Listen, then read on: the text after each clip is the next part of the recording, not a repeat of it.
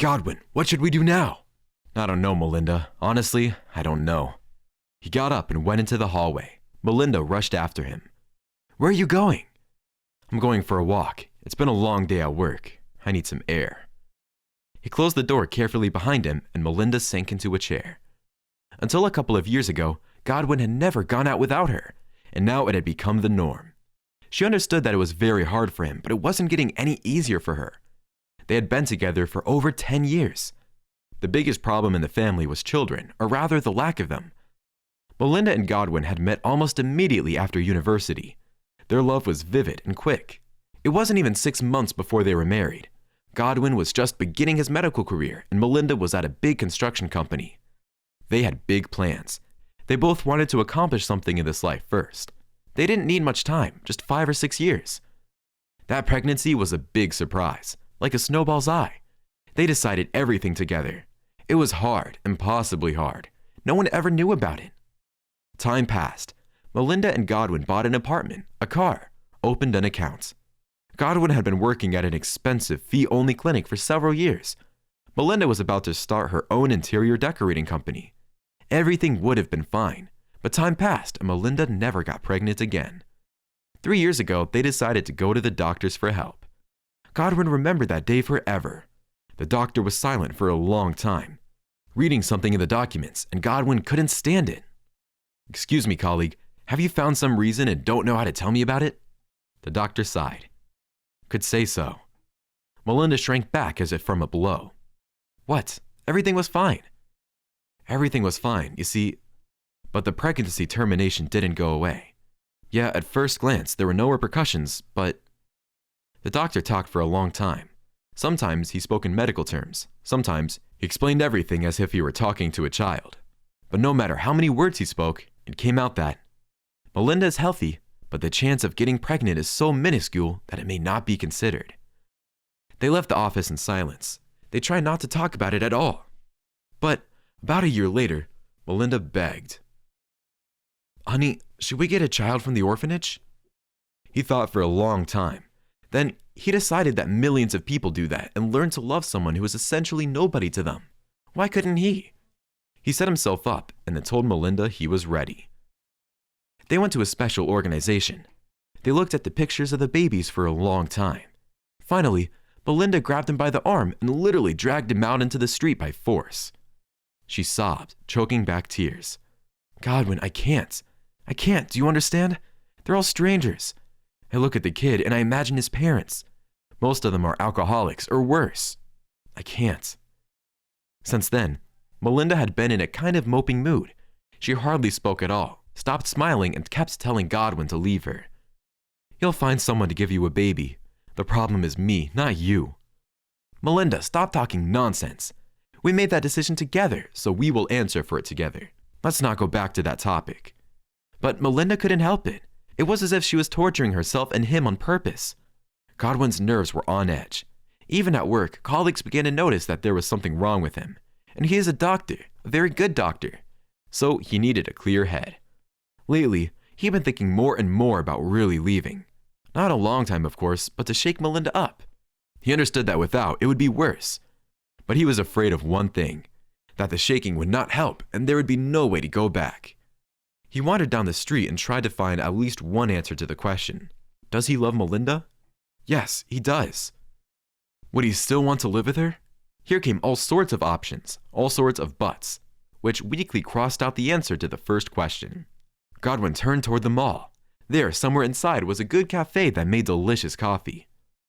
Godwin, Lyons! He turned around in surprise. Grace was hurrying toward him. Grace got a job at the hospital not too long ago as an operating room nurse. He sighed. The evening promised to be unboring. Grace was giving him too many signs of attention. Godwin Lyons, hello. What a meeting. Hello, Grace. It's so unfamiliar to see you out of your white coat. I could say the same about you. Godwin Lyons, there's a nice cafe here on the second floor. Could we get a cup of coffee together? Grace looked at him with such eyes that Godwin thought, why not? At least a little distraction. He pushed back his elbow and Grace grasped it gladly. But just as they were taking a few steps, a woman collapsed to the ground not far away. Someone screamed. Help! A woman fainted! Godwin stopped, trying to see what had happened, but Grace pulled him by the sleeve. Well, what are you standing up for? There's a woman in distress. Maybe she needs help. Oh, they can manage without us. There are so many people. Godwin looked intently at his companion. Are you serious right now? You are a doctor. Grace snorted. I'm not a doctor, I'm just a nurse. But even if I were a doctor, like you, I'd be treating people, not this trash. That's a street fortune teller, a homeless woman. She's always wandering in here. He yanked the sleeve from her hand and headed for the crowd. Let me pass. I'm a doctor. Grace stomped her foot in annoyance and followed him. Everyone at the clinic was saying that Godwin was in trouble at home, that his marriage was bursting at the seams, which meant there was a good chance that Godwin would soon be available for new relationships. He's a great match. Handsome, smart, has a prestigious job and great income. What else can a woman dream of in her 30s who had no luck in life? Godwin had already taken a seat next to an older woman. She was about 70, well, at first glance. He immediately remembered that he had indeed seen her often. So Grace was telling the truth. But who cares? She is a human being just like the rest of us. He took the fortune teller's hand in his, then quickly undid his purse. For a long time, as soon as he began to understand that a person's life could be gone from him within a few minutes, and without even warning, he always carries some of the most necessary medicine with him in his bag. He saw Grace squirm as he began to free the woman's neck and shove a pill under her tongue. He was disgusted that people like Grace had gone into medicine at all. Of course, in a private clinic, everything is up to par. But if talk about medicine in general, there is enough filth. And a fortune teller like that is far from the worst of it. After a few seconds, Godwin realized what had happened.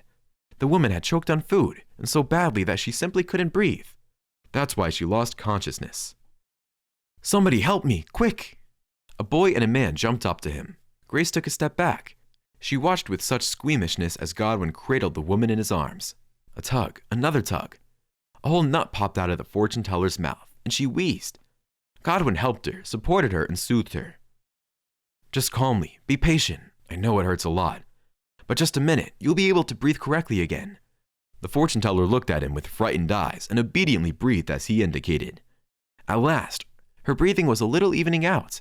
The people, realizing there would be no spectacle, dispersed disappointedly. Godwin, are you coming? Leave her alone already. People like her don't just die. Grace smirked contemptuously. She shouldn't pass up a chance like that. From the look in Godwin's eyes, things were quite sad at home. That was a good thing, very good for Grace. She was sure she could dispel Godwin's sadness, and at the same time finally settle her personal life. Godwin turned to her. Grace, I'm going to have to put the issue of your professional insuitability in front of the chief. What? Is this about that bum? Are you out of your mind? This was a turn of events she hadn't expected. What's that dirty broad got to do with anything, if they were going for a coffee and just chatting? Grace abruptly turned and walked away from the mall. The fortune teller touched Godwin's arm. Help me up. She spoke the word softly and also with difficulty. It was evident that she had not yet fully recovered. Godwin helped her to the nearest bench and sat her down. Well, you can manage by yourself now, can't you? The woman smiled, touched him again. Sit down. He sat down and she took his hand. Godwin smiled. Never in his life had he believed in such divination. You don't believe me? But I haven't said anything yet. Godwin stopped smiling. Well, really, why offend the woman? She's well-meaning after all. Why do you leave your wife alone like that? She wanted to be with you, but you've been going everywhere alone for a long time. You don't take her with you. She's very hurt. She feels guilty. Now Godwin doesn't want to smile at all. Can't. I need to be alone. Trying to be manly, aren't you? Well, that's right. But she's suffering. Suffering so much that she almost did something stupid to herself. Godwin suddenly remembered coming home and Melinda was just puking her guts out. She was throwing up so bad she wouldn't come out of the bathroom. He offered to call an ambulance, but she was scared. No need. I just got food poisoning. So I decided to flush my stomach. He didn't specify what she was poisoned with at the time. He thought it was food. Was he so heartless that Melinda felt this way? He stood up, but the woman would not let go of his hand. You need to go home. Don't regret the one that left. You don't need her. And run home. The surprise is at your house. You and your wife. She doesn't know it yet, but you already know it. A long-awaited surprise. You weren't expecting it. Godwin looked at the fortune teller with huge eyes. He, a good doctor, a surgeon, now stood there wanting to believe the words of some tramp. With his mind, he knew it was impossible, but his soul screamed. Well, what if? There was some minimal chance there. Go on, what are you standing there for? Godwin took a step, another. He himself did not know why the fortune teller's words had such an effect on him. But he almost believed in the surprise. And it would be exactly what he thought it would be.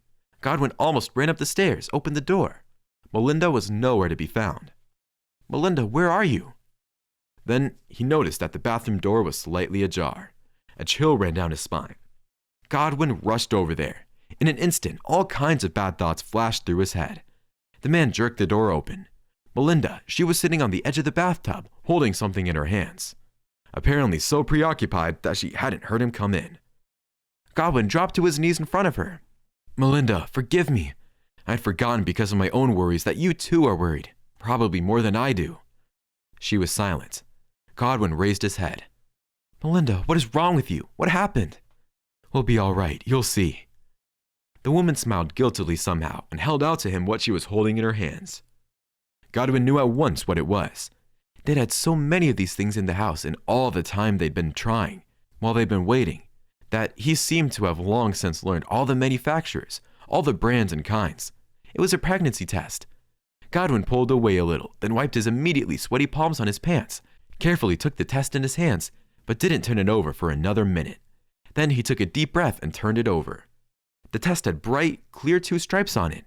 He sat for a long time, staring, and was silent. Melinda moved. Here, while I was alone, I remembered that these days were long ago. I immediately opened the calendar, and it was a 2 weeks delayed period. So I went to get a test. We have plenty of those in the house, and here. Could it be a mistake? Maybe it's an inflammation. Godwin looked up at her with tear-filled eyes. No, Melinda, there's no mistake. A fortune teller told me today that we're going to have a baby. A fortune teller? Yes, imagine that, a fortune teller. Melinda, how I love you. What a fool I am. I could have lost you. The next day, no one recognized Godwin. The man joked, performed 2 complex operations with playfulness so that the chief physician applauded.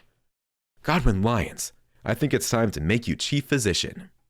Godwin smiled. Thank you for the honor. I'm sure I'll do a lot of good. By evening, the disposal had been signed, and several bottles of champagne were opened in the doctor's lounge. Everyone was congratulating Godwin. Grace, too, raised her glass with a languid smile of congratulations. Godwin frowned. I'm sorry, I know this is not the time, but this is what I most wanted to do. I wanted to ask you all a question. If a person next to you faints in the street, should you, as a doctor, help? Everyone murmured, nodding in agreement, and someone shouted out, Of course, we're doctors. Godwin smiled. I think so too, Grace. You'd better write your own letter of resignation.